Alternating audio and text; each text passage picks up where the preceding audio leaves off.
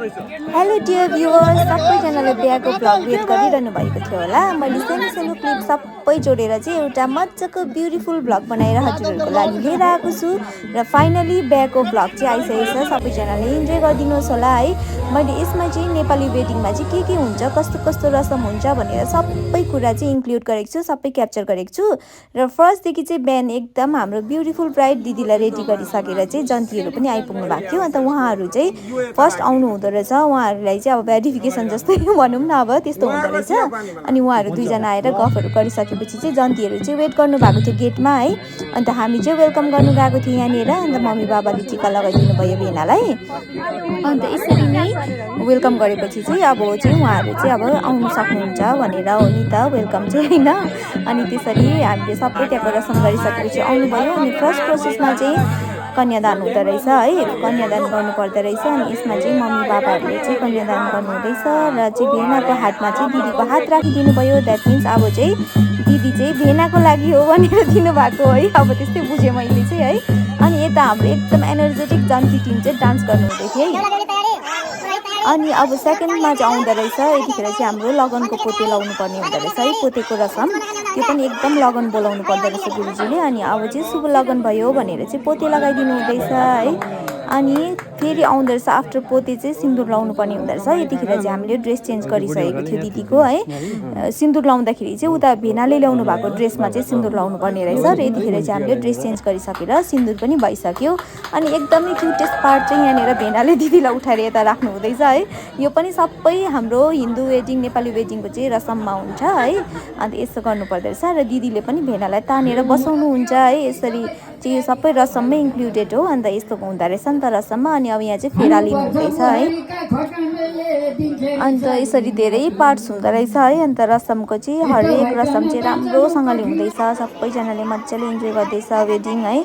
अन्त गेमहरू जस्तो पनि हुँदो रहेछ। यो चाहिँ जोहारी गेम भन्दो रहेछ। यसमा चाहिँ दुईजना चाहिँ भेनाको घडी अन्त दिदीकोमा चाहिँ सुपारी जमाइ राखेर चाहिँ यसरी गेम खेल्नु पर्दो रहेछ। र जसले जित्छ त्यो चाहिँ उहाँले लानु पाउँदो रहेछ, त्यस्तो हुँदो रहेछ है। अनि त्यो सकिसकेपछि बिचमा अरू पनि के पूजाहरू हुन्छ, सबै पूजा गर्दै ओर्दै सानो सानो क्लिपहरू मैले क्याप्चर गर्दैछु। सबैजनाले इन्जोय गरिदिनुहोस् होला भ्लग है।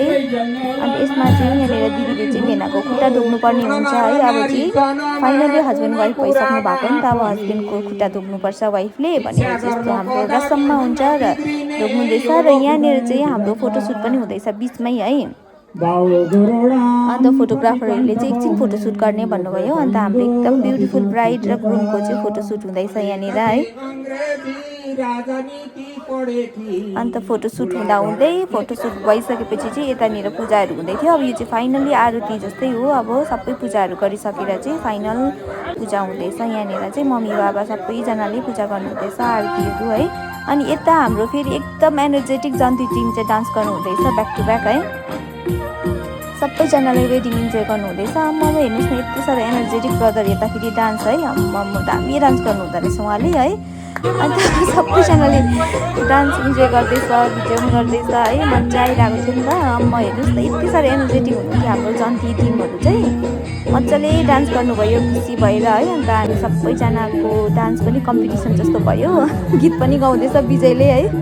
उहाँ चाहिँ हाम्रो कजन ब्रदर एकदम दामी गीत गाउनु हुँदै थियो। अनि त्यहाँदेखि सबैजनाले इन्जोय गर्दैछ, मजाले वेडिङ इन्जोय गर्यो है। सबैजनाले डान्सहरू गर्यो, राम्रो भयो। र फाइनली अब चाहिँ आयो बेहुला बेहुलीको डान्स। हाम्रो भेना हेर्नुहोस् न, यति साह्रो एनर्जेटिक डान्स गर्नु हुँदैछ यहाँ भिडियोमा। अलिकति चाहिँ क्याप्चर गर्न सकेछु मैले फाइनली है। नभए चाहिँ यो फोन पनि मैले कसैले क्याप्चर गरिदिनु भएको होला, सायद मेरोमा फोन त थिएन। अरूलाई दिएको थिएँ, रङ बनाइदिनु भएछ अलिकति भिडियो है। भेनाको पनि डान्स हुँदैछ यहाँनिर चाहिँ। फाइनल डान्स हो यो चाहिँ है।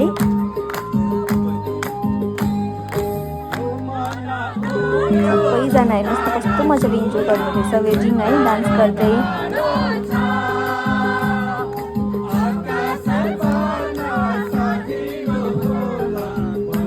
यस्तो अब लभ कम एरेन्ज म्यारेजको चाहिँ एउटा भाइब चाहिँ डिफ्रेन्ट हुन्छ नि त है। जस्तो कि अब सबै रसमसँग सबैजना फ्यामिली खुसी भएर बिहा गर्नुको मजा नै अर्कै हुन्छ है।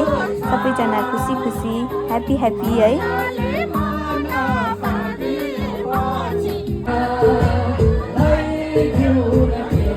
अब यो यो चाहिँ सायद हाम्रो लास्ट डान्स थियो होला, फाइनल डान्स है। सबै रसमहरू पनि सकिसकेर चाहिँ अन्त डान्स पनि गर्दैछ सबैजना मिलेर।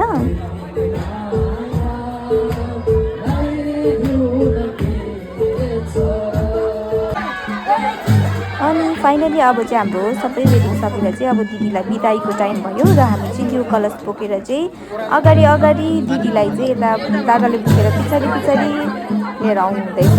दिदी भेनालाई चाहिँ बोकेर यसरी नै ल्याउनुपर्छ नि त। हाम्रो चाहिँ पूजा गरेको मण्डपहरू घुम्नुपर्छ। त्यो पूजा गर्दै गर्दै दिदीहरूले हामी अगाडि अगाडि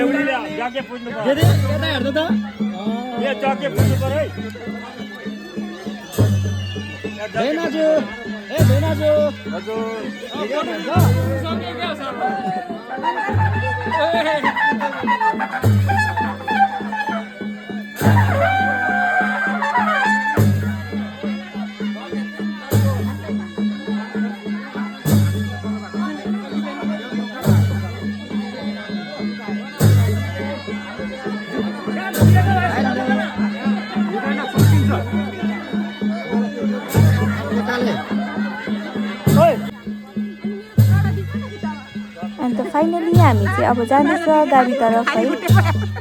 हेलो हेलो भेनाको जुत्ता छोडेर आफै खाली फुटे भयो। अरे मेरो जुत्ता जानुपर्छ ल।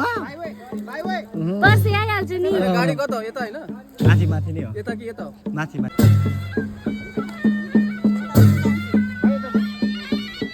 अन्त वेडिङ पनि हाम्रो यसरी नै सकियो। अन्त बिहाको गाडीमा पनि एकपल्ट घुम्नुपर्ने हुँदो रहेछ नि त। यसरी त्यो कलश बोकेर र दिदीबेना पनि यसरी पूजा गर्दै घुमेर चाहिँ फाइनली गाडीमा चढ्नुपर्ने हुँदो रहेछ। र यसरी नै हाम्रो दिदीको वेडिङ एकदमै राम्रोसँगले है सबैजनाले इन्जोय गर्यो र तपाईँहरूले पनि सायद भिडियो मजाले इन्जोय गरिदिनु भयो होला। Thank you so much for watching है। अन्त यसरी नै हाम्रो बिहाको भिडियो चाहिँ यतिसम्म नै मैले क्याप्चर गरेँ है। Okay bye bye.